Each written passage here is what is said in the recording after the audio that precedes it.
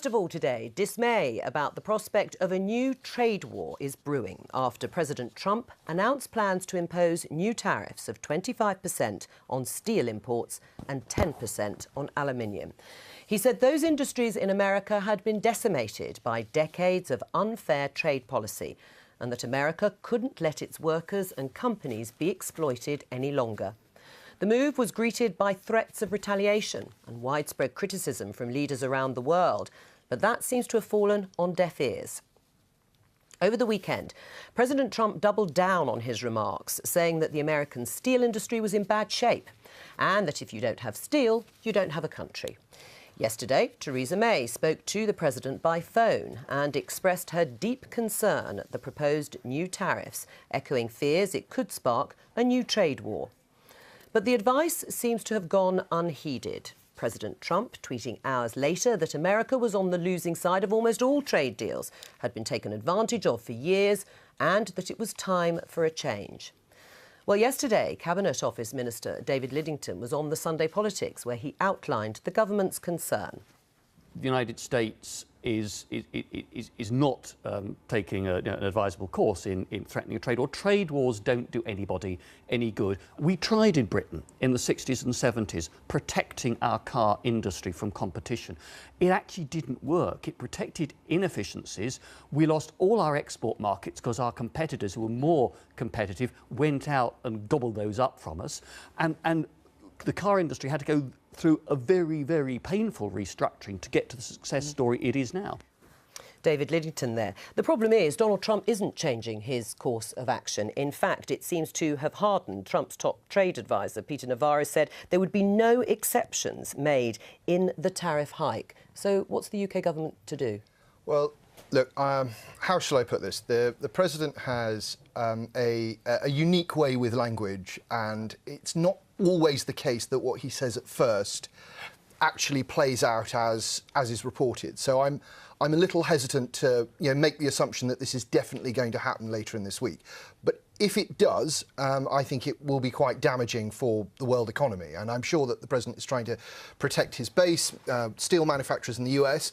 But I think what he'll see as a result is that their cost of living goes up as trade barriers are put up by other countries. So, as David Lidington said, we strongly counsel the US to avoid going down this route. Right, but as I've said, it's fallen on deaf ears. I mean, is your policy one of fingers crossed he just won't carry through what he's threatening to do? Well, as you've already said, Joe, we are in dialogue with the American presidency. It's not a question of one phone call and then it's all done.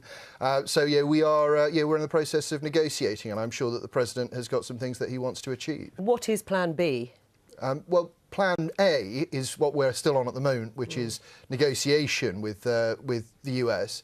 If that doesn't work, then obviously we will be looking to see if we can get some special pleading for the UK, and I assume that's what ministers will do, because as you'll know, an early draft of this proposed arrangement was leaked to the press, and it suggested that Britain and Canada and Mexico would all be exempt. But that's been dropped. Well, it says that a full exemption has been dropped, but that's not to say that the same tariffs would be applied to all countries. What would your special pleading include? Well, we are a very close ally of the US. Actually, the US don't have the problem with our steel industry that they have with China. They don't have the problem with the steel industry that they have here as they have with the EU.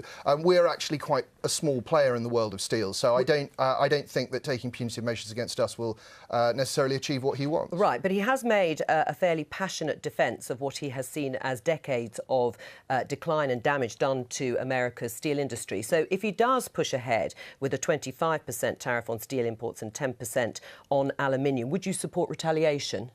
It very much depend on what that retaliation was. And as I say, I don't really want to see the world get embroiled in a massive trade war. I think that will be very damaging for everyone. So I think we do need to take our next step very, very carefully.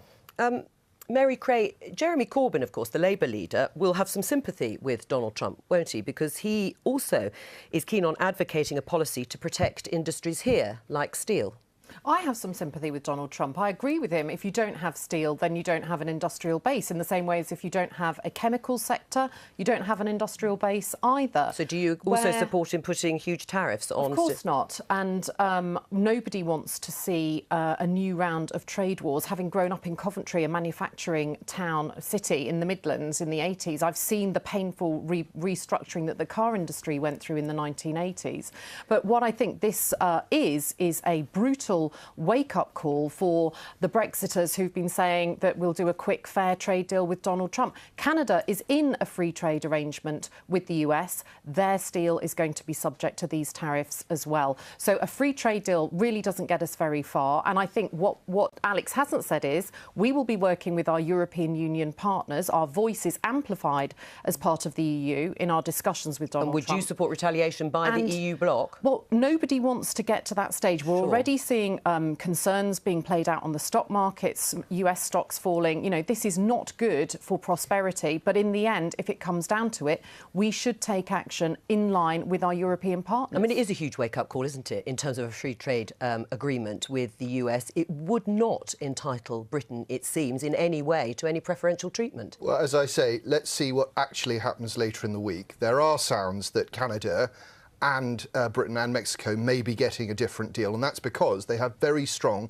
bilateral relationships with the United States. Except actually that was the initial sounding, and that has now been dropped. As I say, we really have to see how this will play out. What has been ruled out is that no country will have a complete exemption. That's different to there not being any special tariff for close allies. All right, let's leave it there. Now, all that comes in the wake of Theresa May's big